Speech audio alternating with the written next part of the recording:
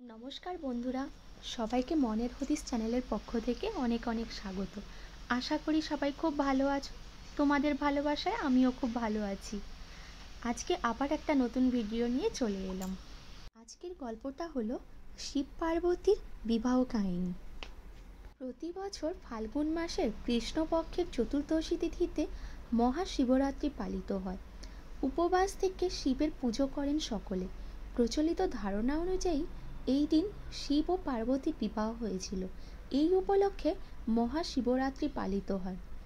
পুরাণে বর্ণিত আছে, শিব পার্বতীর বিবাহ কাহিনী বলা হয়েছিল পার্বতী শিবকে বিবাহ করার জন্য ইচ্ছে রাখতেন। সেই পাশাপাশি সমস্ত দেবদেবীরাও শিব পার্বতীর বিবাহ নিয়ে উৎসুক ছিলেন। পার্বতীর কাছ থেকে বিবাহের প্রস্তাব নিয়ে দেবতারা গন্ধর্বকে শিবের কাছে পাঠিয়েছিলেন। দেবাদিদেব মহাদেব শিব সেই প্রস্তাব প্রত্যাখ্যান করেন।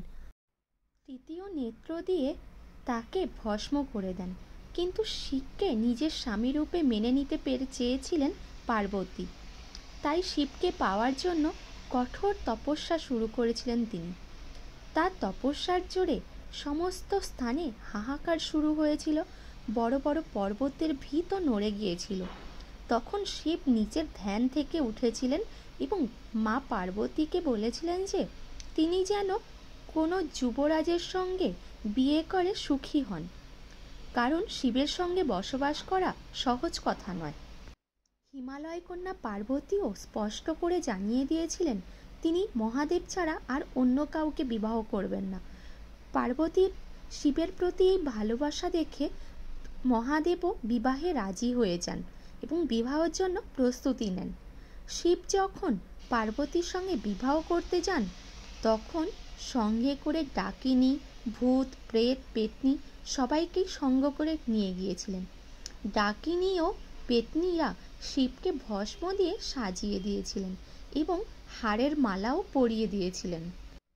শিবের এই আশ্চর্যজনক বরযাত্রী নিয়ে পার্বতীর গৃহে মহাদেব পৌঁছে গেলে সমস্ত দেবতারা ভয়ে চমকে গিয়েছিলেন এবং এই বিচিত্র রূপ দেখে পার্বতীর মা তিনিও কিন্তু শিবকে জামাই হিসেবে মেনে নিতে পারেননি। তখন তিনি শিবের সঙ্গে নিজের মেয়ের বিবাহ দিতে অসম্মতি প্রকাশ করেছিলেন।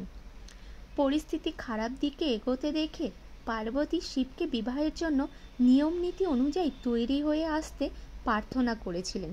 শিবও পার্বতীর প্রার্থনাকে সম্মান জানিয়ে সমস্ত দেবী দেবতার কাছে আবেদন জানিয়েছিলেন শিবকে যেন বরবেশে সুন্দর করে সাজিয়ে তোলা হয় এবং সেই মতো ঐশ্বরিক জল দিয়ে মহাদেবকে স্নান করানো হয়, রেশমের ফুল দিয়ে সাজানো হয়। শিবের এই দিব্য রূপ দেখে পার্বতীর মা অবশেষে বিবাহে রাজি হয়ে গিয়েছিলেন।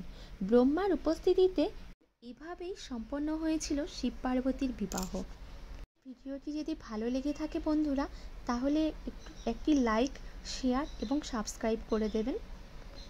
দেখা হচ্ছে নতুন কোনো ভিডিও নিয়ে, নতুন কোনো টপিকে। নমস্কার।